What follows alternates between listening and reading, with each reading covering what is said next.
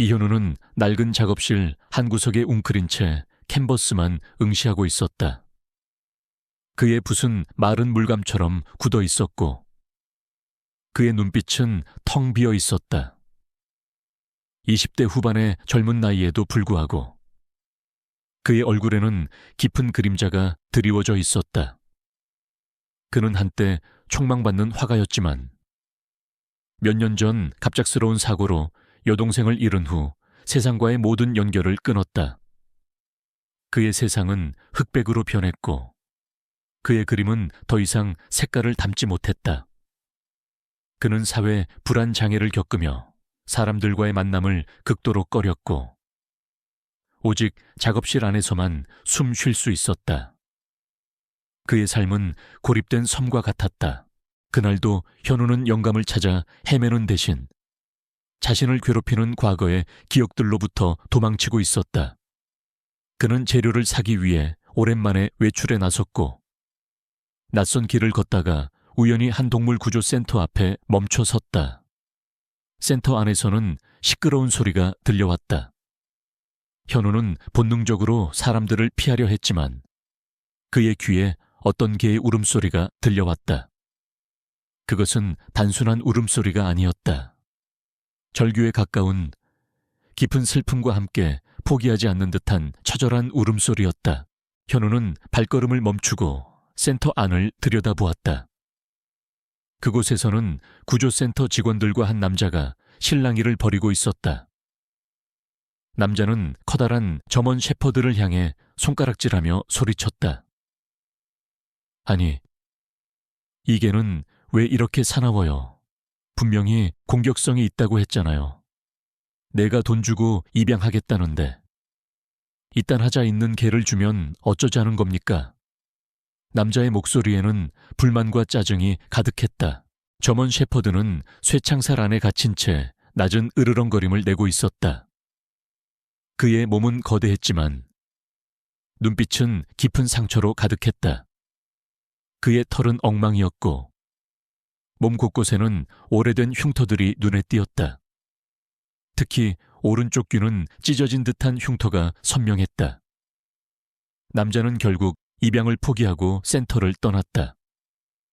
점원 셰퍼드는 남자가 떠나는 뒷모습을 응시하며 절규하듯 울부짖었다. 그 울음소리에는 버려진 것에 대한 분노와 함께 깊은 절망이 담겨 있었다. 현우는 그 개의 눈을 보았다. 그 눈빛은 마치 자신을 보는 듯했다. 세상에 버려지고 아무도 이해해주지 않는다는 고통, 사회 불안 장애로 인해 늘 자신을 숨겨왔던 현우의 마음속 깊은 곳에 그 개의 눈빛이 파고들었다. 그는 자신도 모르게 발걸음을 옮겨 쇠창살 앞으로 다가갔다. 이 개는 왜 아무도 입양하지 않으려 하나요? 현우가 나지막이 물었다. 그의 목소리는 떨렸다. 직원은 한숨을 내쉬었다. 이 아이는 그동안 여러 번 입양을 시도했지만 번번이 실패했습니다. 처음 구조될 때부터 심한 외상과 함께 극도의 공격성을 보였어요. 특히 특정 소리나 냄새에 민감하게 반응하고 사람을 극도로 경계합니다. 그래서 전문가들도 쉽지 않다고 해요. 이름도 없이 그냥 713번으로 불리고 있습니다. 원래는 군견이었거나 특수훈련을 받은 개로 추정됩니다. 현우는 개의 눈을 다시 보았다. 713번. 이름조차 없이 번호로 불리는 개. 그는 그 개의 눈에서 과거의 자신을 보았다. 아무도 이해해주지 못하고 세상으로부터 외면받았던 자신의 모습. 그의 마음속에서 강렬한 끌림이 느껴졌다. 그는 이 개를 구해야 한다고 본능적으로 느꼈다. 어쩌면 이 개를 통해 자신 역시 구원받을 수 있을 것이라고 생각했다. 제가 이 아이를 입양하겠습니다. 현우가 어렵게 입을 열었다. 직원은 현우의 말에 놀란 듯 눈을 크게 떴다. 손님, 이 개는 보통 개가 아닙니다. 훈련이 필요한 데다 공격성도 강해서 상관없습니다. 제가 이 아이를 돌보겠습니다. 현우는 단호하게 말했다. 그의 목소리에는 조금의 망설임도 없었다. 그는 이계를 지켜야 한다고 결심했다. 그는 이계에게 그림이라는 이름을 지어주었다. 그의 그림처럼 어둡고 때로는 차갑지만 그 안에 숨겨진 진실을 가진 존재라는 의미로. 그림은 어둠을 뜻하는 영어 단어 기림에서 따온 이름이었다. 현우는 그림에 찢어진 귀와 어깨에 희미하게 새겨진 문신을 보았다. 713이라는 숫자가 그의 눈에 들어왔다. 현우는 복잡한 절차를 거쳐 그림을 집으로 데려왔다. 그림은 낯선 환경에 불안해하며 으르렁거렸다. 현우는 그림에게 편안한 공간을 마련해주고 부드럽게 말을 걸었다. 그는 그림에게 밥과 물을 가져다 주고 조심스럽게 그림의 털을 쓰다듬었다. 그림은 처음에는 현우의 손길을 거부했지만 현우의 인내심과 따뜻함에 점차 마음을 열기 시작했다. 며칠 밤낮을 현우는 그림의 곁을 지켰다. 그림은 밤마다 악몽에 시달리는 듯 낮은 신음소리를 내며 몸을 뒤척였다. 그녀는 특정 소리나 냄새에 격렬하게 반응하며 불안 증세를 보이기도 했다. 현우는 그림의 눈빛에서 깊은 슬픔과 함께 어떤 비밀을 간직한 듯한 느낌을 받았다. 그림의 몸 곳곳에는 오래된 상처들이 눈에 띄었다. 그것은 마치 과거의 끔찍한 기억을 고스란히 담고 있는 듯했다. 그림의 눈을 보며 현우는 자신의 과거를 떠올렸다. 몇 년 전 여동생 서연이 의문의 교통사고로 세상을 떠났다. 서연은 밝고 명랑한 아이였지만 그녀의 죽음은 현우에게 지울 수 없는 상처를 남겼다. 현우는 서연의 죽음이 단순한 사고가 아니라고 직감했지만 사회 불안 장애로 인해 아무것도 할 수 없었다. 그는 그 후로 세상과 단절된 채 살아왔다. 그림의 눈빛에서 서연의 그림자가 아른거렸다. 어쩌면 그림이 서연의 죽음과 관련이 있을지도 모른다는 섬뜩한 예감이 그의 뇌리를 스쳤다. 현우는 그림에 찢어진 귀와 어깨에 새겨진 문신을 다시 살폈다. 문신은 713이라는 숫자 외에 다른 희미한 기호도 포함되어 있었다. 그는 이 문신이 그림의 정체성과 과거를 밝혀낼 중요한 단서가 될 것이라고 생각했다. 그는 자신의 노트북을 켜고 과거에 서연이 자신에게 말했던 이야기들을 다시 떠올렸다. 서연은 죽기 전 어떤 큰 사건을 파헤치고 있었다고 했다. 그녀는 특정 조직의 비리를 추적하고 있었고 그 조직이 개들을 이용해 불법적인 일을 저지른다는 사실을 알아냈다고 했다. 현우는 서연의 일기장을 꺼내 들었다. 일기장에는 서연이 파헤치던 조직에 대한 내용이 상세하게 기록되어 있었다. 그 조직의 이름은 검은 그림자. 겉으로는 합법적인 기업을 운영하는 듯 보였지만 뒤로는 마약 밀매와 불법 투견 사업을 총괄하는 거대한 범죄 조직이었다. 서연은 검은 그림자 조직이 자신들의 개들에게 특유의 표식을 새겨 넣는다는 사실을 알아냈다고 적었다. 그리고 그 표식은 그림의 문신과 흡사했다. 현우의 심장이 격렬하게 뛰었다. 그림이 검은 그림자 조직의 개였다면 그녀의 과거는 생각보다 훨씬 더 어둡고 고통스러울 것이었다. 그리고 서연의 죽음 또한 검은 그림자 조직과 관련이 있을 가능성이 높았다. 그는 그림을 보며 조용히 속삭였다. 그림아, 네가 서연이 사건과 관련이 있는 거니? 네가 서연이를 본 거니? 그림은 현우의 목소리를 이해하는 듯 고개를 들어 현우를 바라보았다. 그녀의 눈빛은 슬픔과 함께 어떤 비밀을 간직한 듯했다. 현우는 그림이 단순한 개가 아님을 직감했다. 그녀는 서연의 마지막 순간을 지켜보았을 것이다. 그녀는 검은 그림자 조직의 추악한 범죄를 증명할 살아있는 증인이었다. 현우는 그림의 과거를 파헤쳐야 한다고 생각했다. 그것이 그림의 아픔을 치유하는 길이자 서연의 억울한 죽음의 진실을 밝혀낼 실마리가 될 것이라고 생각했다. 그의 마음속에는 오랜만에 뜨거운 불꽃이 타오르고 있었다. 그것은 정의를 향한 열망이자 새로운 삶을 시작하려는 의지였다. 현우의 작업실은 그림의 존재로 인해 미묘한 변화를 겪고 있었다. 캔버스와 물감 냄새 대신 희미하게 개의 채취가 섞였고, 고요했던 공간은 때때로 그림의 낮은 으르렁거림이나 신음소리로 채워졌다. 현우는 그림에게 편안한 잠자리를 마련해주고 매일 신선한 물과 영양가 있는 사료를 챙겨주었다. 그림은 처음에는 현우의 손길을 극도로 경계했지만 현우의 끈기 있는 인내심과 따뜻함에 점차 마음을 열기 시작했다. 현우는 그림의 찢어진 귀를 조심스럽게 쓰다듬었고 그녀의 몸 곳곳에 남은 오래된 흉터들을 보듬어 주었다. 그림의 눈빛은 이전의 절망 대신 희미한 신뢰와 함께 알 수 없는 슬픔을 담고 있었다. 그림의 회복은 더디지만 꾸준하게 진행되었다. 그녀는 현우의 작업실에서 그림자처럼 그를 따랐고 그가 그림을 그릴 때면 조용히 옆에 웅크리고 앉아 있었다. 현우는 그림의 눈빛에서 깊은 사연을 읽어냈다. 그림은 밤마다 악몽에 시달리는 듯 낮은 신음소리를 내며 몸을 뒤척였다. 그녀는 때때로 특정 소리나 냄새에 격렬하게 반응하며 불안 증세를 보이기도 했다. 특히 금속이 부딪히는 소리나 날카로운 비명소리에는 온몸을 떨며 구석으로 숨어들곤 했다. 현우는 그림의 이런 반응들이 그녀의 과거와 깊이 연관되어 있음을 직감했다. 현우는 그림의 목에 새겨진 문신 7213과 함께 희미하게 보이는 다른 기호를 다시 살폈다. 그것은 마치 어떤 조직의 로고처럼 보였다. 그는 서연의 일기장을 다시 꺼내 들었다. 서연은 일기장에 검은 그림자 조직이 개들을 이용해 마약을 운반하고 투견에 이용하며 개들의 몸에 특유의 표식을 새겨 넣는다고 기록했다.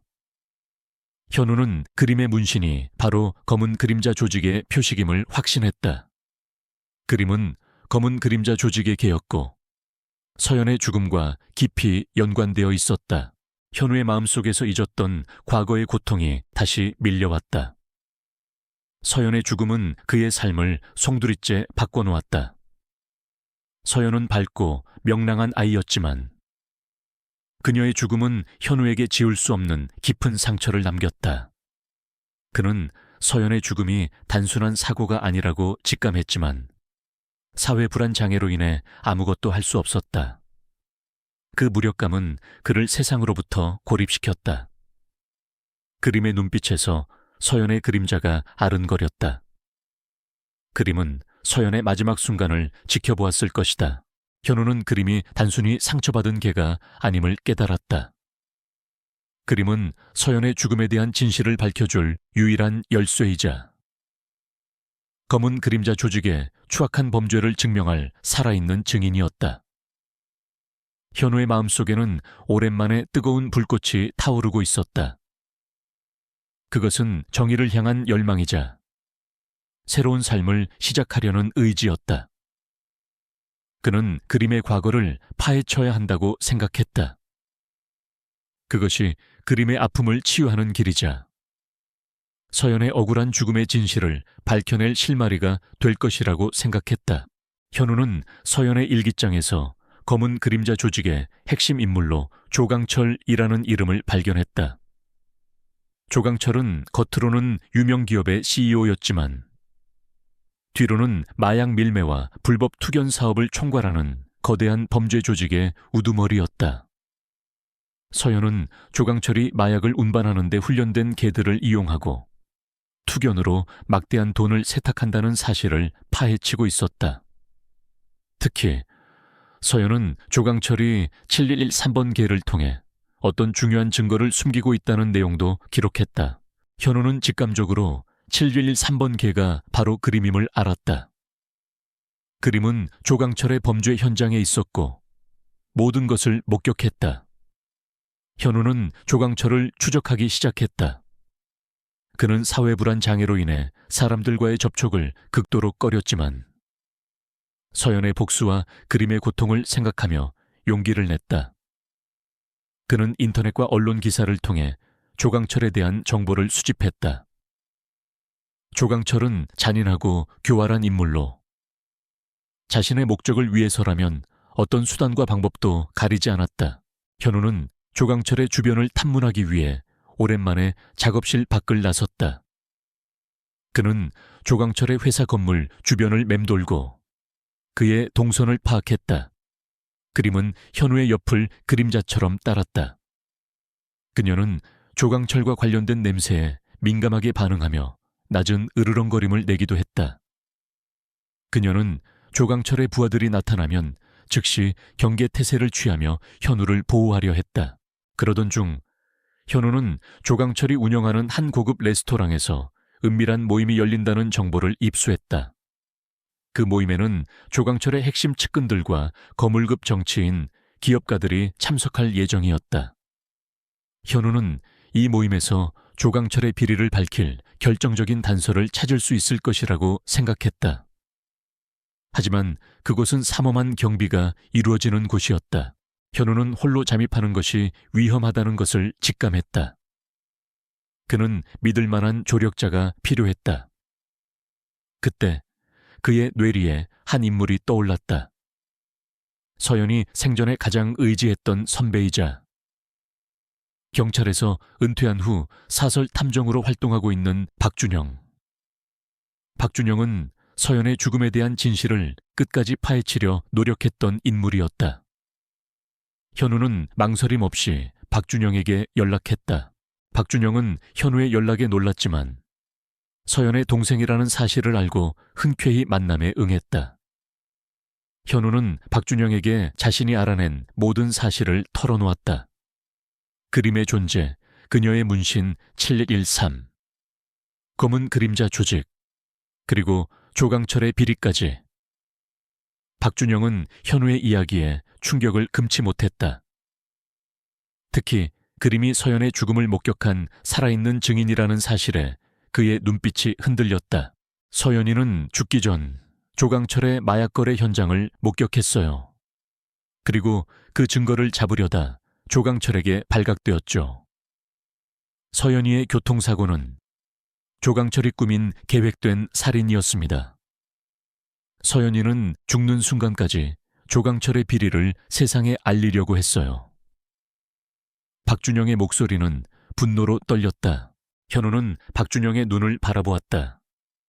그의 눈빛에서 서연을 향한 그리움과 함께 정의를 향한 강한 의지가 느껴졌다. 저를 도와주십시오. 선배님, 조강철을 잡고 서연이의 억울함을 풀어줄 수 있도록 도와주십시오. 박준영은 현우의 어깨를 두드렸다. 좋습니다. 제가 돕겠습니다. 서연이의 복수를 위해서라면 어떤 위험도 감수할 겁니다. 그들은 조강철의 비밀 모임에 잠입하기 위한 치밀한 계획을 세웠다. 현우는 자신의 그림 실력을 이용해 조강철의 초상화를 그리는 척하며 레스토랑에 잠입하고 그림을 이용해 조강철의 비리 현장을 녹화하기로 했다. 박준영은 외부에서 지원하며 만일의 사태에 대비하여 경찰의 정보를 흘릴 작정이었다. 현우의 마음속에는 두려움보다 정의를 향한 뜨거운 열망이 더욱 강하게 타올랐다. 그는 그림의 머리를 쓰다듬으며 조용히 속삭였다. 그림아, 이제 시작이야. 우리가 서연이의 억울함을 풀어줄 거야. 그림은 현우의 말에 고개를 끄덕이는 듯했다. 그녀의 눈빛은 비장한 결의로 불타오르고 있었다. 조강철이 운영하는 고급 레스토랑의 화려한 샹들리에는 현우의 긴장된 얼굴 위로 차가운 빛을 들이우고 있었다. 그의 심장은 불안감으로 격렬하게 요동쳤지만 옆에 웅크리고 앉아있는 그림의 존재가 그에게 알 수 없는 용기를 주었다. 현우는 그림의 찢어진 귀와 어깨에 희미하게 새겨진 문신 713을 떠올렸다. 이 문신은 그림이 겪었던 고통의 흔적이자 서연이 파헤치려 했던 검은 그림자 조직의 추악한 비밀을 증명하는 살아있는 증거였다. 박준영 선배는 레스토랑 외부에서 현우의 등 뒤를 든든하게 지키고 있었다. 그는 현우에게 마지막으로 무전했다. 현우야, 너무 무리하지 마. 위험하다 싶으면 언제든 빠져나와. 우리가 네 뒤를 지키고 있으니 걱정 마. 박준영의 목소리는 차분했지만 그 안에는 깊은 걱정이 묻어 있었다. 현우는 숨을 들이켰다. 그는 레스토랑 안으로 들어섰다. 웅장하고 화려한 내부와는 대조적으로 현우의 마음은 한없이 무거웠다. 그는 조강철의 초상화를 그리는 화가로 위장하여 레스토랑에 잠입했다. 조강철은 이미 레스토랑의 가장 깊숙한 곳에 자리 잡고 있었다. 그의 옆에는 최 실장을 비롯한 건장한 부하들이 그림자처럼 서 있었다. 조강철의 얼굴에는 여유로운 미소가 걸려 있었지만 그의 눈빛은 맹수처럼 날카로웠다. 현우는 조심스럽게 조강철이 앉아있는 테이블로 다가갔다. 그의 손에는 스케치북과 연필이 들려 있었다. 그림은 현우의 옆을 그림자처럼 따랐다. 그녀는 조강철을 보자마자 낮은 소리로 으르렁거렸다. 그녀의 눈빛에는 과거의 끔찍한 기억과 함께 강한 증오심이 서려 있었다. 조강철은 그림의 반응에 순간 당황했지만 이내 비웃는 듯한 표정을 지었다. 이런 잡견이 감히 내 앞에서 으르렁거려 당장 치워. 그의 목소리에는 차가운 살기가 스며 있었다. 현우는 그림을 제지하며 나지막이 말했다. 이 아이는 제 작업에 영감을 주는 존재입니다. 잠시만 양해해 주십시오. 조강철은 흥미로운 듯 현우를 바라보았다. 화가라. 내 그림 실력은 어떤가? 내 얼굴을 얼마나 똑같이 그릴 수 있을지 궁금하군. 조강철의 눈빛에는 비웃음이 가득했다. 그는 현우를 한심하게 여기는 듯했다. 현우는 아무 말 없이 스케치북을 펼쳤다. 그는 조강철의 얼굴을 응시하며 연필을 움직였다. 그의 손은 떨렸지만 그는 필사적으로 집중했다. 그는 조강철의 겉모습 뒤에 숨겨진 추악한 본 모습을 그림에 담으려 했다. 그의 그림 속 조강철은 가면을 쓴 악마의 모습이었다. 그는 조강철이 마약을 거래하고 투견을 잔인하게 학대하며 서연이를 죽음으로 내몬 악마라는 사실을 그림을 통해 세상에 알리고 싶었다. 그림은 조강철의 발치에 웅크리고 앉아 있었다. 그녀의 목에는 몰래카메라가 장착된 특수 목걸이가 채워져 있었다. 그림의 카메라는 조강철과 그의 부하들의 움직임, 그리고 그들의 대화를 은밀하게 녹화하고 있었다. 그림은 조강철의 냄새에 민감하게 반응하며 때때로 불안한 듯 몸을 뒤척였다. 그녀의 눈빛은 과거의 고통을 떠올리는 듯했다. 조강철은 현우가 그림을 그리는 동안 그의 측근들과 은밀한 대화를 나누었다. 그들은 최근 불거진 검은 그림자 조직의 비리에 대해 논의하고 있었다. 요즘 경찰 놈들이 우리 뒤를 캐고 있다는군. 특히 박상철 그 늙은이가 죽고 나니 여기저기서 튀어나오는 쥐새끼들이 너무 많아. 최 실장이 조강철에게 보고했다. 걱정 마라. 꼬리 자르기는 내가 전문가니까. 그리고 그 변호사 놈, 이현우 그 자식이 뭔가를 꾸미는 것 같던데. 감히 내 명예를 건드려 그 자식도 곧 사라질 거야. 조강철은 차갑게 웃으며 말했다. 그의 목소리에는 잔인함이 묻어 있었다. 현우는 조강철의 대화를 듣고 숨을 들이켰다.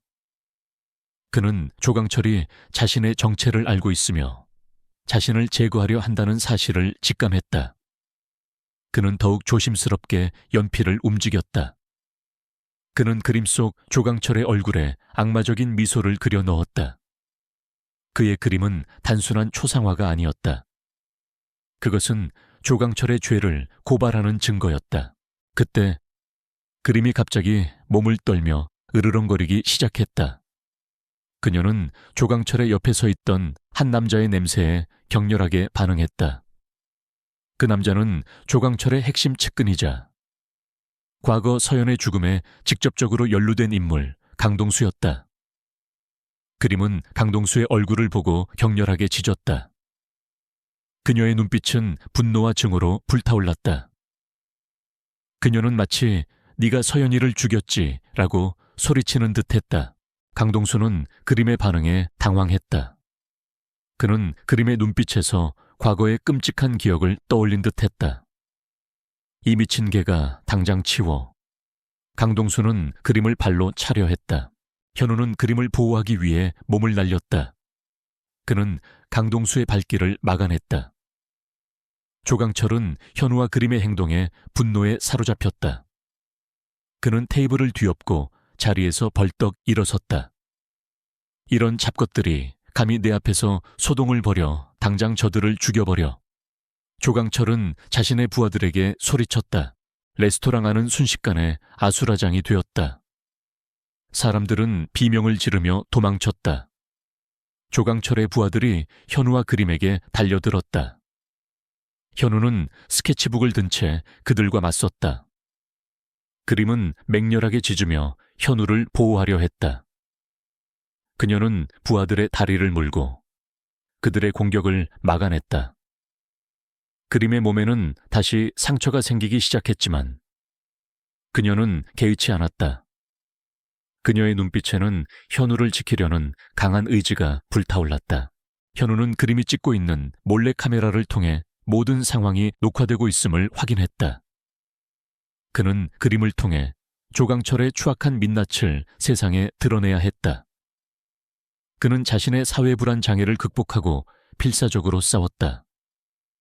그의 손에는 연필 대신 조강철의 죄를 폭로할 증거가 쥐어져 있었다. 그때 레스토랑 밖에서 요란한 사이렌 소리가 들려왔다. 경찰이었다. 박준영 선배가 미리 연락을 취한 것이었다. 경찰 특공대가 레스토랑 안으로 들이닥쳐 조강철의 부하들을 제압하기 시작했다. 조강철은 당황하여 도망치려 했지만 경찰에게 붙잡혔다. 그는 체포되는 순간까지도 현우와 그림을 노려보며 저주를 퍼부었다. 내 놈들은 결코 편안할 수 없을 것이다. 내 손에 죽을 것이다. 진우는 그림에게 달려갔다. 그림은 강동수에게 물린 팔에서 피를 흘리고 있었다. 그녀는 힘없이 쓰러져 있었지만 현우의 손길에 고개를 비볐다. 그의 눈에서는 뜨거운 눈물이 쉴 새 없이 흘러내렸다. 이 모든 것이 자신의 잘못인 것 같았다. 그림을 위험에 빠뜨린 것은 바로 자신이었다. 그는 그림이 죽으면 안 된다고 간절히 빌었다. 그림은 그에게 단순한 개가 아니었다. 그녀는 서연이 남긴 마지막 유산이자 자신의 아픈 마음을 치유해준 소중한 생명이었다. 그녀는 이 모든 비극의 산증인이었다.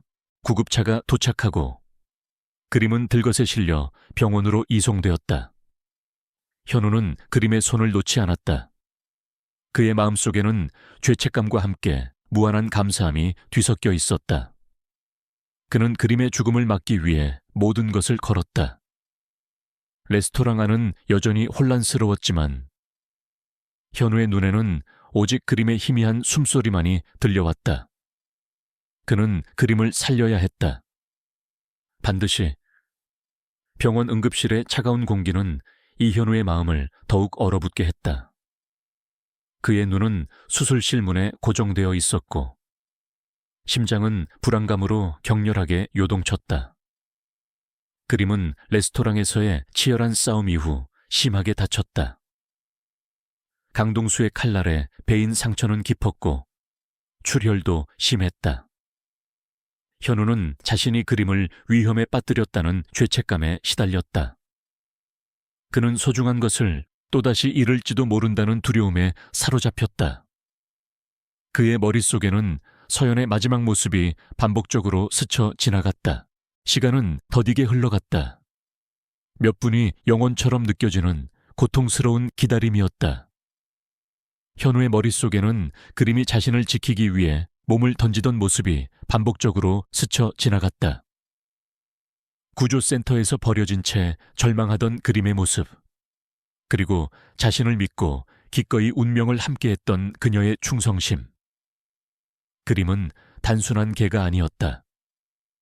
그녀는 여동생 서연의 유일한 유산이자 현우의 아픈 마음을 치유해준 소중한 생명이었다. 그녀는 이 모든 비극의 산증인이었다. 그때 수술실 문이 철컥 소리를 내며 열렸다. 수의사가 마스크를 내리며 지친 기색으로 걸어 나왔다. 현우는 벌떡 일어나 수의사에게 달려갔다. 그의 목소리는 갈라져 나왔다. 그림은요, 괜찮은가요? 수의사는 깊은 한숨을 내쉬었다. 수술은 성공적으로 마쳤습니다. 기적이라고 밖에는 말할 수 없어요. 워낙 출혈이 심하고 몸이 약해져 있었지만 그림은 강한 생명력을 가지고 있습니다. 하지만 오른쪽 뒷다리는 심하게 손상되어 완벽하게 회복되기는 어려울 겁니다. 아마도 평생 절뚝거리게 될 거예요. 현우는 안도감과 함께 쓰라린 슬픔이 밀려왔다. 그림이 살아남았다는 사실에 감사했지만 그녀가 겪어야 할 고통을 생각하니 마음이 아팠다. 그는 수의사에게 깊이 고개를 숙여 고마움을 표했다. 박준영 선배는 말없이 현우의 어깨를 토닥여 주었다. 현우는 그림이 있는 회복실로 향했다. 그림은 힘없이 누워 있었지만 희미하게 숨을 쉬고 있었다. 그녀의 몸은 붕대로 감겨 있었고 얼굴은 창백했다. 현우는 그림의 곁에 앉아 그녀의 머리를 조심스럽게 쓰다듬었다. 그림아, 미안해. 아프지? 내가 잘못했어. 현우의 눈물이 그림의 털을 적셨다. 그림은 현우의 손길을 느끼는 듯 희미하게 눈을 떴다. 그녀의 눈빛은 여전히 슬픔으로 가득 차 있었지만 현우를 바라보며 희미하게 미소를 지었다. 마치 괜찮아, 다 끝났어 라고 말하는 듯 했다. 그녀의 눈에서 희미한 눈물이 흘러내렸다. 그것은 고통과 함께 안도감, 그리고 모든 것을 이겨낸 승리의 눈물처럼 보였다. 그날 밤, 현우는 그림의 곁을 지키며 지난 시간들을 되돌아보았다. 여동생 서연을 잃은 후 그는 세상과 단절된 채 살아왔다. 그의 삶은 의미를 잃어버렸다. 하지만 그림을 만난 후 그의 삶은 다시 시작되었다. 그림은 그에게 서연의 마지막 메시지를 전해주었고 그의 잊혀진 정의감을 일깨워 주었다. 그는 그림에게 무한한 고마움을 느꼈다. 그림은 단순히 구조센터에서 구출된 개가 아니었다. 그녀는 현우의 삶을 구원한 존재였다. 다음 날 아침 조강철의 체포 소식과 검은 그림자 조직의 와해 소식이 모든 언론을 뒤덮었다. 현우가 공개한 스케치북에 담긴 그림, 그림의 몰래카메라 영상, 조강철의 비리를 담은 서연의 일기장, 그리고 박준영 선배가 수집한 검은 그림자 조직의 내부 정보들은 조강철을 더 이상 빠져나갈 수 없게 만들었다.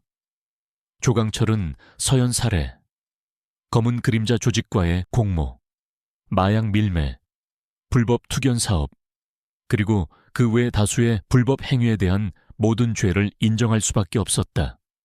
그의 명성은 한순간에 무너져 내렸다.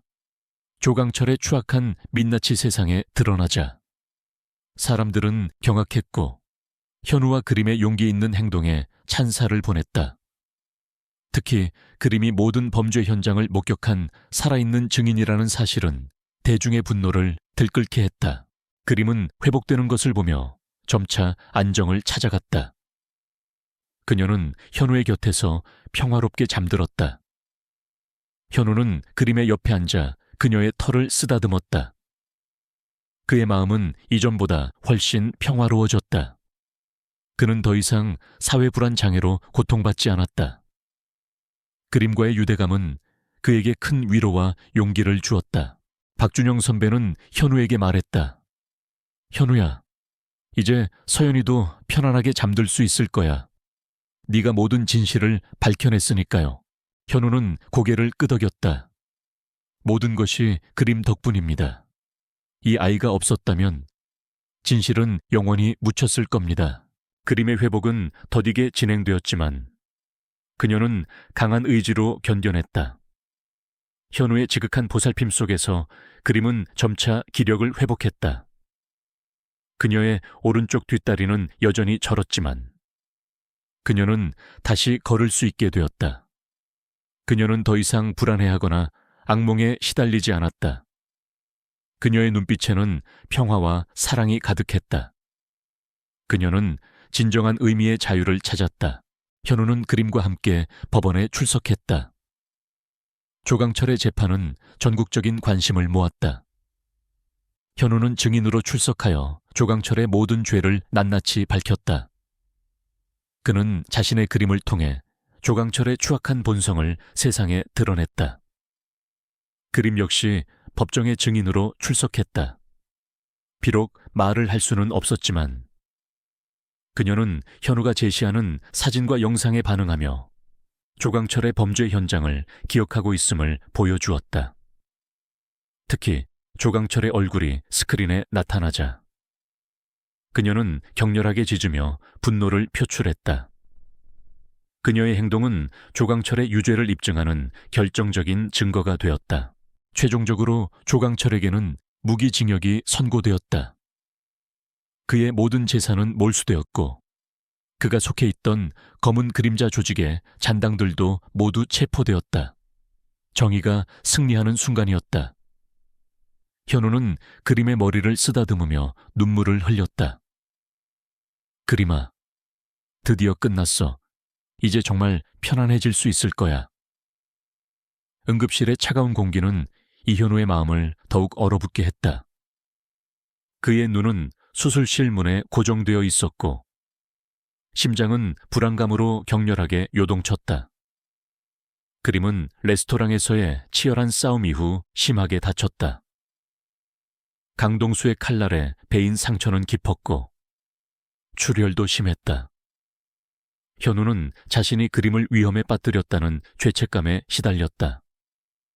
그는 소중한 것을 또다시 잃을지도 모른다는 두려움에 사로잡혔다. 그의 머릿속에는 여동생 서연의 마지막 모습이 반복적으로 스쳐 지나갔다. 시간은 더디게 흘러갔다.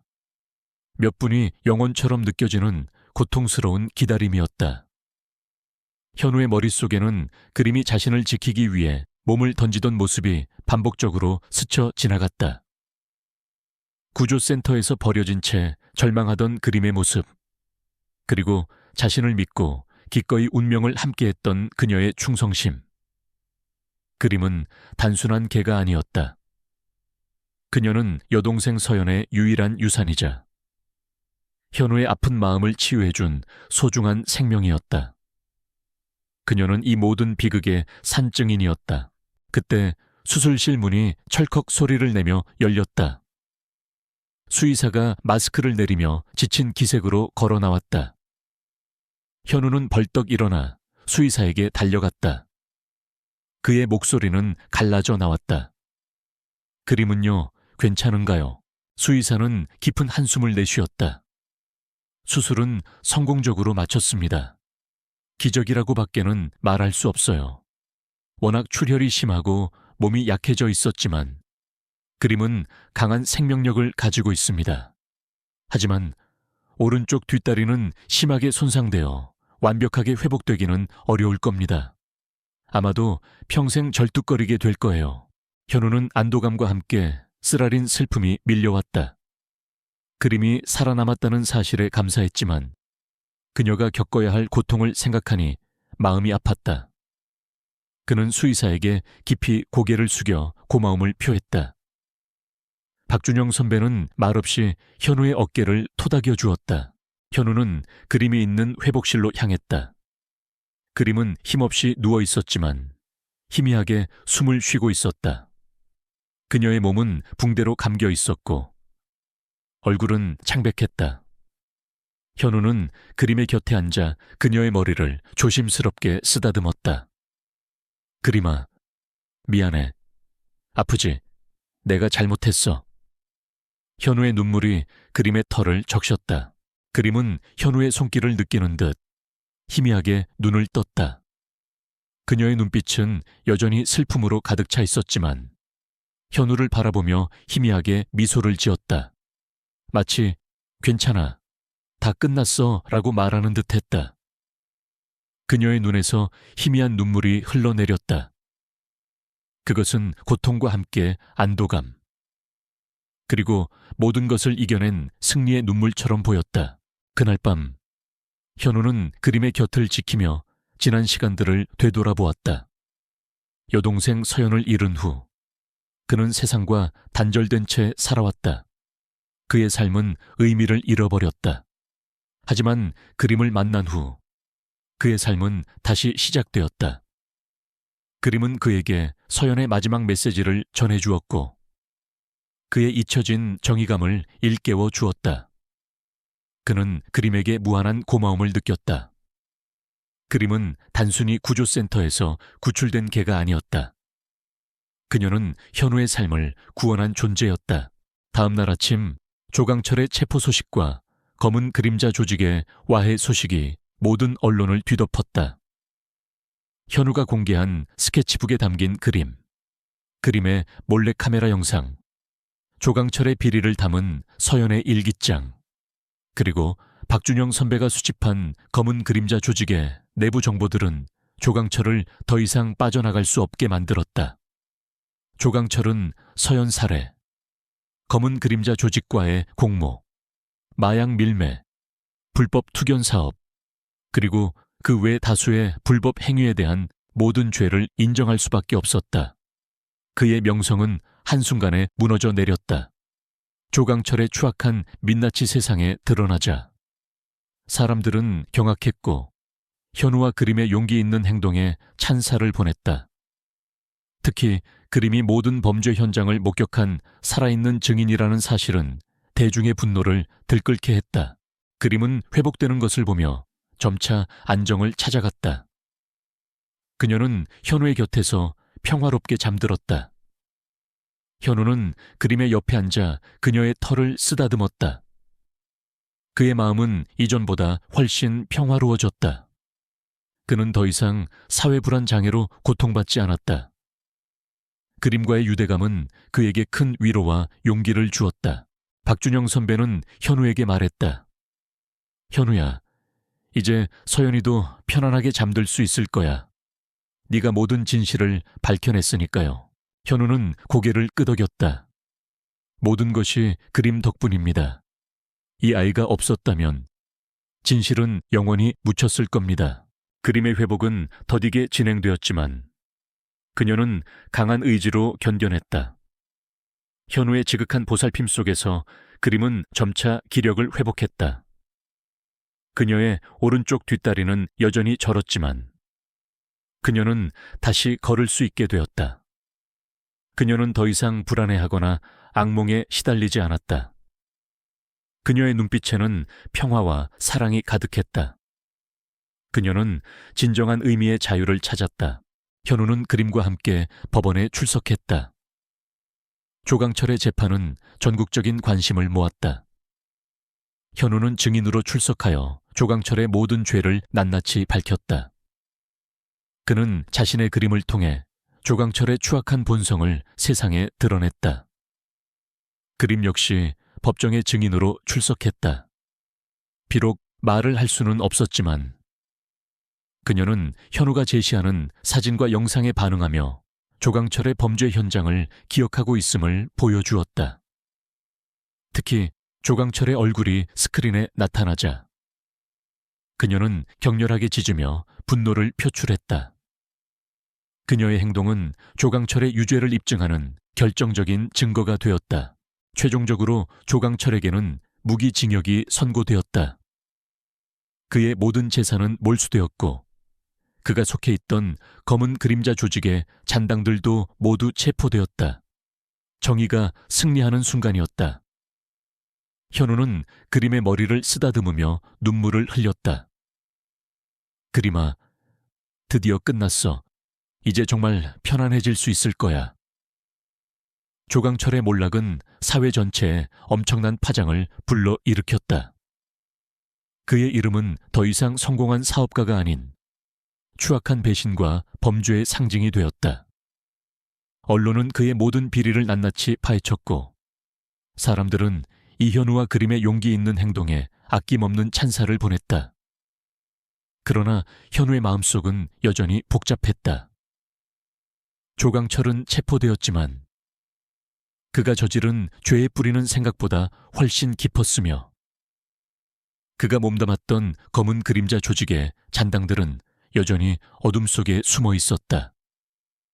현우는 이 모든 것을 완전히 끝내기 위해 마지막까지 싸워야 했다. 현우는 그림이 회복하는 동안 조강철과 그의 조직 검은 그림자의 잔재를 완전히 뿌리 뽑기 위해 박준영과 함께 움직였다. 그들은 조강철이 숨겨둔 나머지 마약과 불법 자금의 행방을 추적했다. 그림은 여전히 몸이 불편했지만 현우의 그림자처럼 그를 따르며 알 수 없는 단서들을 제공했다. 그녀는 특정 냄새나 소리에 민감하게 반응하며 현우를 이끌었다. 그녀의 본능은 인간의 이성을 뛰어넘는 날카로움으로 조강철의 추악한 발자취를 더듬어 나갔다. 특히 그림은 조강철이 소유했던 또 다른 비밀 장소, 즉 버려진 항구의 낡은 컨테이너에 강한 반응을 보였다. 그곳은 한때 검은 그림자가 마약과 불법 무기들을 밀반입하는 데 사용했던 주요 거점이었다. 현우는 그림의 반응을 토대로 그 컨테이너를 조사했고 그 안에서 조강철의 마지막 필이 장부와 함께 사라진 서연의 유품 일부를 발견했다. 유품 속에는 서연이 죽기 직전까지 남기려 했던 마지막 메시지가 담긴 작은 USB가 있었다. 그것은 조강철과 그의 조직이 해외 마약 카르텔과 연루되어 있다는 충격적인 증거였다. 이 증거들은 단순한 범죄를 넘어선 거대한 국제범죄의 실체를 드러냈다. 조강철은 구치소에서도 자신의 영향력을 행사하려 했다. 그는 변호사들을 통해 현우와 박준영을 협박하고 법정에서 증인들을 매수하려 시도했다. 심지어 그의 잔당들은 현우와 그림을 노리고 은밀하게 접근하기도 했다. 그들은 현우의 목숨을 노리며 끊임없이 그림자처럼 따라붙었다. 하지만 현우는 그들의 위협에 아랑곳하지 않았다. 그는 이제 아무것도 두렵지 않았다. 그는 여동생 서연과 그림의 고통을 갚아줄 마지막 기회라고 생각했다. 그의 마음속에는 복수심과 정의감, 그리고 사랑하는 이들을 향한 강한 책임감이 불타오르고 있었다. 현우는 박준영과 상의하여 이 모든 증거를 국제수사기관에 넘기기로 했다. 조강철의 범죄는 단순한 국내 범죄가 아니었다. 해외 마약 카르텔과 연루된 거대한 국제범죄였다. 현우는 언론의 기자회견을 열고 조강철의 모든 죄와 국제범죄 연루 사실을 공개적으로 폭로할 계획을 세웠다. 그리고 그림을 그 자리에 데려가기로 했다. 그림이야말로 이 모든 진실의 가장 강력한 증인이었기 때문이었다. 그녀의 존재 자체가 조강철의 죄를 증명하는 살아있는 증거였다. 기자회견 당일, 수많은 언론사와 기자들이 몰려들었다. 플래시 세례가 터지고 마이크들이 현우를 향해 뻗어졌다. 현우는 그림의 목줄을 잡고 연단에 섰다. 그의 얼굴에는 단호한 결의가 서려 있었다. 그림은 현우의 옆에 앉아 침묵했지만 그녀의 눈빛은 조강철의 잔혹한 범죄를 기억하는 듯 차갑게 빛나고 있었다. 그녀의 귀에 찢어진 흉터와 어깨에 새겨진 773 문신은 그녀가 겪었던 고통의 역사를 말해주는 듯했다. 현우는 마이크를 잡고 조강철의 모든 죄를 낱낱이 밝혔다. 여동생 서연 살해, 김지민 실종 및 살해, 불법 무기 밀매, 마약 거래, 그리고 국제마약 카르텔과의 연루 사실까지 그는 모든 증거 자료들을 스크린에 띄워 보여주었다. 스케치북에 담긴 그림, 그림의 몰래카메라 영상, 서연의 일기장, 그리고 서연의 유품에서 나온 USB 영상은 기자들을 충격에 휩싸이게 했다. 그들은 웅성거렸고 질문들이 쏟아져 나왔다. 그때 조강철의 변호사들이 기자회견장에 난입하여 현우의 폭로를 막으려 했다. 그들은 현우를 비난하며 모두 거짓말이다, 명예훼손이다, 근거 없는 주장이다 라고 소리쳤다. 기자회견장은 순식간에 아수라장이 되었다. 고성이 오가고 몸싸움 직전의 분위기가 감돌았다. 하지만 현우는 흔들리지 않았다. 그의 눈빛은 오히려 더욱 날카롭게 빛났다. 그는 그림에게 시선을 돌렸다. 그림아, 네가 직접 증언해 줄래? 그림은 현우의 말을 이해하는 듯 낮은 소리로 으르렁거렸다. 그리고 스크린에 조강철의 얼굴이 나타나자 그녀는 격렬하게 짖기 시작했다. 그녀의 짖음은 분노와 증오로 가득 차 있었다. 그녀는 스크린 속 조강철의 사진을 향해 달려들려 했지만 현우가 그녀를 제지했다. 그림의 격렬한 반응은 조강철의 죄를 증명하는 가장 확실한 증거가 되었다. 기자들은 그림의 반응에 경악하며 카메라 플래시를 터뜨렸다. 그녀의 절규는 조강철의 추악한 민낯을 고스란히 드러내는 듯했다. 그때 구치소에 수감되어 있던 조강철이 갑자기 쓰러졌다는 속보가 전해졌다. 기자회견장은 더욱 혼란에 빠졌다. 조강철은 그 자리에서 심장마비로 사망했다고 했다. 그의 죽음은 우연일까? 아니면 그의 뒤를 봐주던 거대한 세력이 자신의 비밀을 지키기 위해 그를 제거한 것일까? 현우는 조강철의 죽음에 허탈함을 느꼈지만 동시에 정의가 실현되었다는 안도감을 느꼈다. 조강철은 법의 심판을 받지는 못했지만 그는 그의 죄에 대한 대가를 치렀다. 조강철의 죽음으로 인해 국제수사는 더욱 속도를 냈다.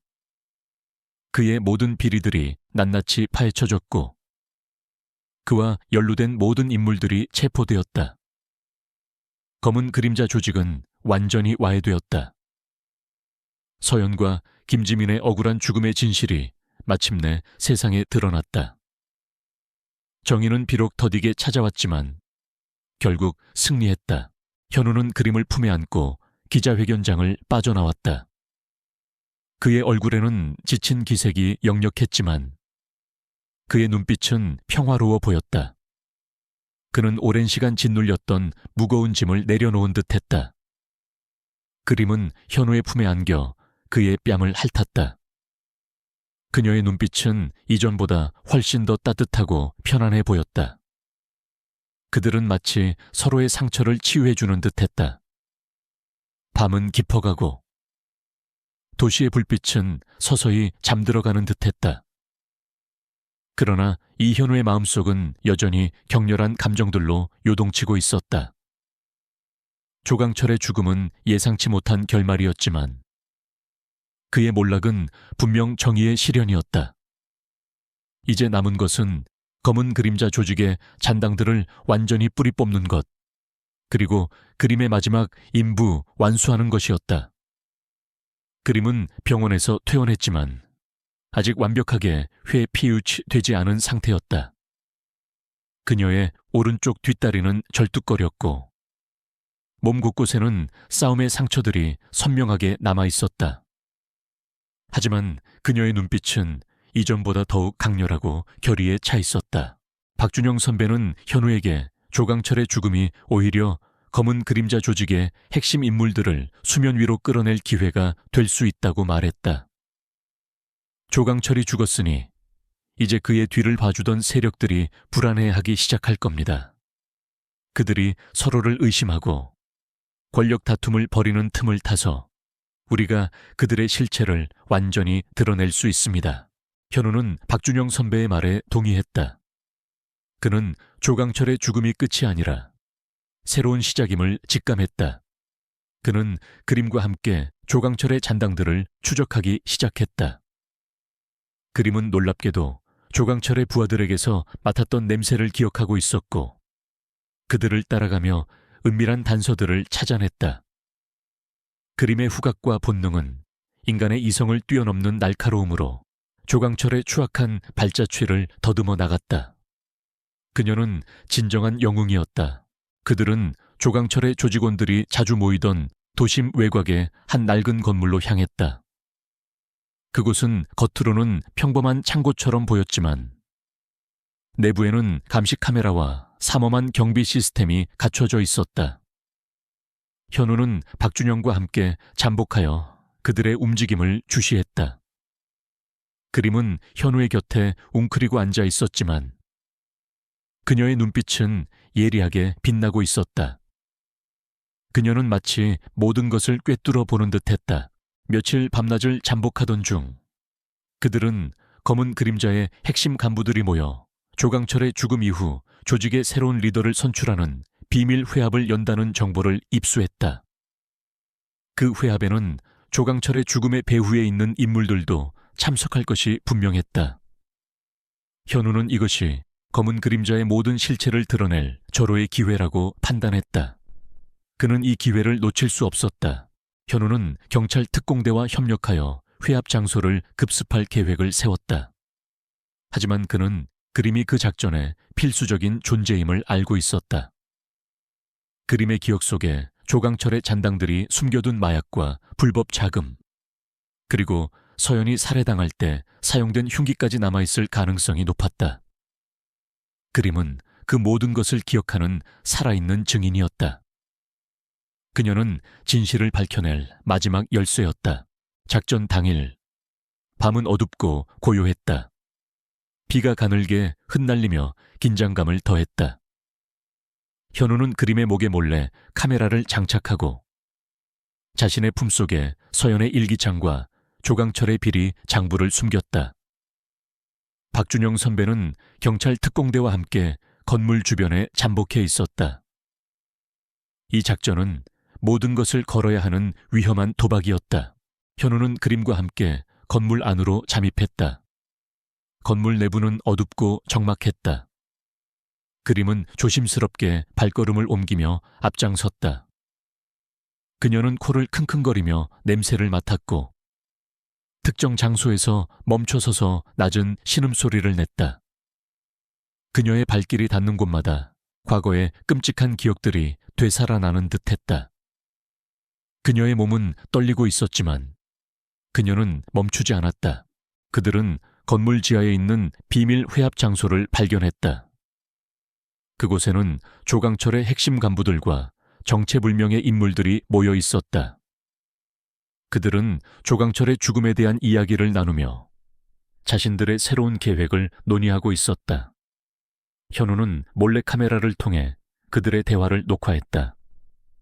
그 대화 속에는 조강철의 죽음이 자연사가 아닌 그의 뒤를 봐주던 거대한 세력에 의한 제거였다는 충격적인 사실이 담겨 있었다. 그들은 조강철이 너무 많은 것을 알고 있었기에 제거할 수밖에 없었다고 말했다. 그들의 잔인함과 탐욕의 현우는 치를 떨었다. 그때 그림이 갑자기 격렬하게 짖기 시작했다. 그녀는 회합에 참석한 한 남자의 얼굴을 보고 분노에 사로잡힌 듯했다. 그 남자는 조강철의 오른팔이자 최 실장 다음으로 잔인하다고 알려진 인물, 강동수였다. 강동수는 그림을 발견하고 당황하며 총을 켜놓았다. 저 개를 당장 잡아. 그리고 저 화가 놈도 죽여. 현우는 그림을 보호하기 위해 몸을 날렸다. 강동수의 총알이 그의 어깨를 스치고 지나갔다. 현우는 고통스러운 듯 신음했지만 강동수에게 달려들어 그를 제압하려 했다. 그림은 맹렬하게 강동수에게 달려들었다. 그녀는 강동수의 팔을 물고 놓지 않았다. 강동수는 비명을 지르며 그림을 뿌리치려 했지만 그림은 끝까지 버텼다. 그녀의 눈빛은 마치 나는 너를 놓지 않을 거야 라고 말하는 듯했다. 그녀는 과거의 복수를 하려는 듯했다. 현우는 강동수를 제압하고 나머지 조직원들과 맞섰다. 그는 자신의 그림 실력을 이용해 조강철의 추악한 본성을 세상에 드러냈지만 이제는 몸으로 싸워야 했다. 그의 움직임은 빠르고 정확했지만 수적으로 열세였다. 그는 팔과 다리에 상처를 입었고 온몸이 피로 물들었다. 그는 필사적으로 싸웠다. 그때 그림이 강동수의 손에 들려있던 칼을 보고 격렬하게 반응했다. 그녀는 그 칼이 서연을 살해할 때 사용된 흉기임을 기억하는 듯했다. 그림은 강동수에게 달려들어 칼날을 물었다. 그녀의 입에서는 피가 흘러내렸지만 그녀는 개의치 않았다. 그녀는 칼날을 물고 강동수에게서 칼을 빼앗으려 했다. 그림아, 안 돼, 위험해. 현우가 절규했다. 그는 그림에게 달려들어 칼날을 놓으라고 소리쳤다. 하지만 그림은 현우의 말을 듣지 않았다. 그녀는 온몸에 남아있는 마지막 힘을 짜내어 강동수에게서 칼을 빼앗았다. 그리고 칼날을 물고 강동수에게 달려들었다. 강동수는 칼을 빼앗기자 당황하며 뒷걸음질 쳤다. 그림의 눈빛은 광기로 번뜩였다. 그녀는 강동수를 향해 마지막 복수를 하려는 듯했다. 그 순간 건물 밖에서 요란한 사이렌 소리가 들려왔다. 경찰 특공대가 건물 안으로 들이닥쳤다. 박준영 선배가 이끄는 특공대원들이 조직원들을 제압하기 시작했다. 강동수는 도망치려 했지만 경찰에게 붙잡혔다. 그는 자신의 운명을 직감한 듯 절규했다. 현우는 그림에게 달려갔다. 그림은 힘없이 쓰러져 있었다. 그녀의 입에서는 피가 흘러내리고 있었고 숨소리는 희미했다. 그녀는 마지막 힘을 짜내어 현우의 얼굴을 핥았다. 그녀의 눈빛은 깊은 슬픔과 함께 안도감이 섞여 있었다. 마치 자신의 임무를 완수했다는 듯한 눈빛이었다. 그림, 안 돼, 제발. 현우는 그림을 품에 안고 흐느꼈다. 그의 눈에서는 뜨거운 눈물이 쉴 새 없이 흘러내렸다. 이 모든 것이 자신의 잘못인 것 같았다. 그림을 위험에 빠뜨린 것은 바로 자신이었다. 그는 그림이 죽으면 안 된다고 간절히 빌었다. 그림은 그에게 단순한 개가 아니었다. 그녀는 서연이 남긴 마지막 유산이자 자신의 아픈 마음을 치유해준 소중한 생명이었다. 그녀는 이 모든 비극의 산증인이었다. 구급차가 도착하고 그림은 들것에 실려 병원으로 이송되었다. 현우는 그림의 손을 놓지 않았다. 그의 마음속에는 죄책감과 함께 무한한 감사함이 뒤섞여 있었다. 그는 그림의 죽음을 막기 위해 모든 것을 걸었다. 병원 응급실 복도에 스며드는 새벽빛은 이현우의 굳게 담은 입술 위로 희미하게 드리워졌다. 그림의 수술은 이미 몇 시간째 이어지고 있었다. 현우의 옷은 피로 얼룩져 있었고 그의 얼굴에는 지쳐 보이는 기색과 함께 형언할 수 없는 불안감이 역력했다. 박준영은 그의 곁을 지키며 말없이 그의 어깨를 두드렸다. 시간은 더디게 흘러갔다.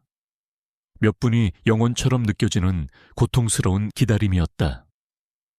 현우의 머릿속에서는 그림이 자신을 지키기 위해 몸을 던지던 순간들이 반복적으로 스쳐 지나갔다.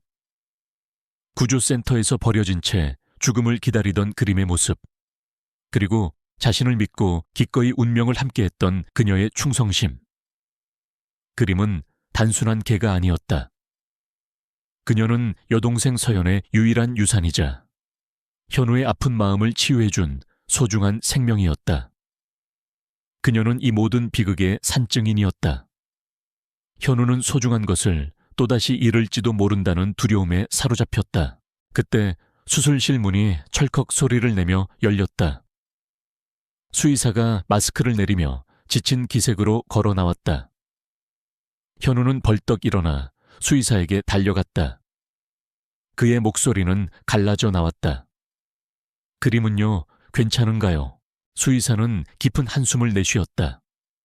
수술은 성공적으로 마쳤습니다. 기적이라고 밖에는 말할 수 없어요. 워낙 출혈이 심하고 몸이 약해져 있었지만 그림은 강한 생명력을 가지고 있습니다. 하지만 오른쪽 뒷다리는 심하게 손상되어 완벽하게 회복되기는 어려울 겁니다. 아마도 평생 절뚝거리게 될 거예요. 현우는 안도감과 함께 쓰라린 슬픔이 밀려왔다. 그림이 살아남았다는 사실에 감사했지만 그녀가 겪어야 할 고통을 생각하니 마음이 아팠다. 그는 수의사에게 깊이 고개를 숙여 고마움을 표했다.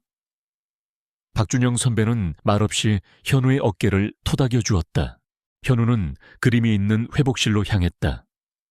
그림은 힘없이 누워 있었지만 희미하게 숨을 쉬고 있었다. 그녀의 몸은 붕대로 감겨 있었고 얼굴은 창백했다. 현우는 그림의 곁에 앉아 그녀의 머리를 조심스럽게 쓰다듬었다. 그림아, 미안해. 아프지? 내가 잘못했어. 현우의 눈물이 그림의 털을 적셨다. 그림은 현우의 손길을 느끼는 듯 희미하게 눈을 떴다. 그녀의 눈빛은 여전히 슬픔으로 가득 차 있었지만 현우를 바라보며 희미하게 미소를 지었다. 마치 괜찮아, 다 끝났어 라고 말하는 듯했다. 그녀의 눈에서 희미한 눈물이 흘러내렸다. 그것은 고통과 함께 안도감, 그리고 모든 것을 이겨낸 승리의 눈물처럼 보였다. 그날 밤 현우는 그림의 곁을 지키며 지난 시간들을 되돌아보았다. 여동생 서연을 잃은 후 그는 세상과 단절된 채 살아왔다. 그의 삶은 의미를 잃어버렸다. 하지만 그림을 만난 후 그의 삶은 다시 시작되었다. 그림은 그에게 서연의 마지막 메시지를 전해주었고 그의 잊혀진 정의감을 일깨워 주었다. 그는 그림에게 무한한 고마움을 느꼈다. 그림은 단순히 구조센터에서 구출된 개가 아니었다. 그녀는 현우의 삶을 구원한 존재였다. 다음 날 아침 조강철의 체포 소식과 검은 그림자 조직의 와해 소식이 모든 언론을 뒤덮었다. 현우가 공개한 스케치북에 담긴 그림, 그림의 몰래카메라 영상, 조강철의 비리를 담은 서연의 일기장, 그리고 박준영 선배가 수집한 검은 그림자 조직의 내부 정보들은 조강철을 더 이상 빠져나갈 수 없게 만들었다. 조강철은 서연 살해, 검은 그림자 조직과의 공모, 마약 밀매, 불법 투견 사업, 그리고 그 외 다수의 불법 행위에 대한 모든 죄를 인정할 수밖에 없었다. 그의 명성은 한순간에 무너져 내렸다. 조강철의 추악한 민낯이 세상에 드러나자 사람들은 경악했고 현우와 그림의 용기 있는 행동에 찬사를 보냈다. 특히 그림이 모든 범죄 현장을 목격한 살아있는 증인이라는 사실은 대중의 분노를 들끓게 했다. 그림은 회복되는 것을 보며 점차 안정을 찾아갔다. 그녀는 현우의 곁에서 평화롭게 잠들었다. 현우는 그림의 옆에 앉아 그녀의 털을 쓰다듬었다. 그의 마음은 이전보다 훨씬 평화로워졌다. 그는 더 이상 사회불안 장애로 고통받지 않았다. 그림과의 유대감은 그에게 큰 위로와 용기를 주었다. 박준영 선배는 현우에게 말했다. 현우야, 이제 서연이도 편안하게 잠들 수 있을 거야. 네가 모든 진실을 밝혀냈으니까요. 현우는 고개를 끄덕였다. 모든 것이 그림 덕분입니다. 이 아이가 없었다면 진실은 영원히 묻혔을 겁니다. 그림의 회복은 더디게 진행되었지만 그녀는 강한 의지로 견뎌냈다. 현우의 지극한 보살핌 속에서 그림은 점차 기력을 회복했다. 그녀의 오른쪽 뒷다리는 여전히 저렸지만 그녀는 다시 걸을 수 있게 되었다. 그녀는 더 이상 불안해하거나 악몽에 시달리지 않았다. 그녀의 눈빛에는 평화와 사랑이 가득했다. 그녀는 진정한 의미의 자유를 찾았다. 현우는 그림과 함께 법원에 출석했다. 조강철의 재판은 전국적인 관심을 모았다. 현우는 증인으로 출석하여 조강철의 모든 죄를 낱낱이 밝혔다. 그는 자신의 그림을 통해 조강철의 추악한 본성을 세상에 드러냈다. 그림 역시 법정의 증인으로 출석했다. 비록 말을 할 수는 없었지만 그녀는 현우가 제시하는 사진과 영상에 반응하며 조강철의 범죄 현장을 기억하고 있음을 보여주었다. 특히 조강철의 얼굴이 스크린에 나타나자 그녀는 격렬하게 짖으며 분노를 표출했다. 그녀의 행동은 조강철의 유죄를 입증하는 결정적인 증거가 되었다. 최종적으로 조강철에게는 무기징역이 선고되었다. 그의 모든 재산은 몰수되었고 그가 속해 있던 검은 그림자 조직의 잔당들도 모두 체포되었다. 정의가 승리하는 순간이었다. 현우는 그림의 머리를 쓰다듬으며 눈물을 흘렸다. 그림아, 드디어 끝났어. 이제 정말 편안해질 수 있을 거야. 강한 햇살이 쏟아지는 오후, 현우는 그림과 함께 공원을 산책했다. 그림은 여전히 다리를 절었지만 그녀의 걸음은 가볍고 힘찼다. 그녀는 현우의 곁을 떠나지 않고 그림자처럼 따랐다. 현우는 더 이상 과거의 그림자에 갇혀있지 않았다. 그의 눈빛은 평화로웠고 그의 마음속에는 따뜻한 온기가 가득했다. 그는 자신의 작업실을 개조하여 상처받은 동물들을 위한 작은 보호소를 만들었다. 그는 그림의 이름을 따서 보호소의 이름을 그림의 희망이라고 지었다. 박준영 선배는 현우의 뜻에 동참하여 보호소 운영을 도왔다. 그는 자신의 경험을 살려 상처받은 동물들의 재활과 새로운 보금자리를 찾아주는 데 힘썼다. 그림의 희망은 전국적으로 알려지게 되었다. 많은 사람들이 상처받은 동물들을 돕기 위해 이곳을 찾았고 현우는 그들에게 희망과 용기를 주었다. 그는 그림의 이야기를 통해 모든 생명은 소중하며 어떤 고통 속에서도 희망은 존재한다는 메시지를 전했다. 그림은 보호소의 마스코트가 되었다. 그녀는 다른 상처받은 동물들에게 희망을 주었고 사람들에게는 치유의 상징이 되었다. 어느 날 현우는 그림을 데리고 서연의 묘비를 찾았다. 묘비 앞에는 서연이 가장 좋아했던 보라색 프리지아가 놓여 있었다. 현우는 묘비 앞에서 그림과 함께 묵념했다. 서연아, 드디어 너의 억울함을 풀어줄 수 있었어. 그리고 그림이 네가 남긴 마지막 희망이었어. 현우의 눈에서 뜨거운 눈물이 흘러내렸다. 그림은 현우의 뺨을 핥으며 그를 위로했다. 그녀의 눈빛에도 서연을 향한 그리움과 함께 평화로움이 서려 있었다. 돌아오는 길, 현우는 그림의 목덜미에 얼굴을 묻었다. 그의 코끝에는 그림 특유의 냄새와 함께 따뜻한 온기가 느껴졌다. 그는 그림이 자신에게 남겨진 마지막 선물이라고 생각했다.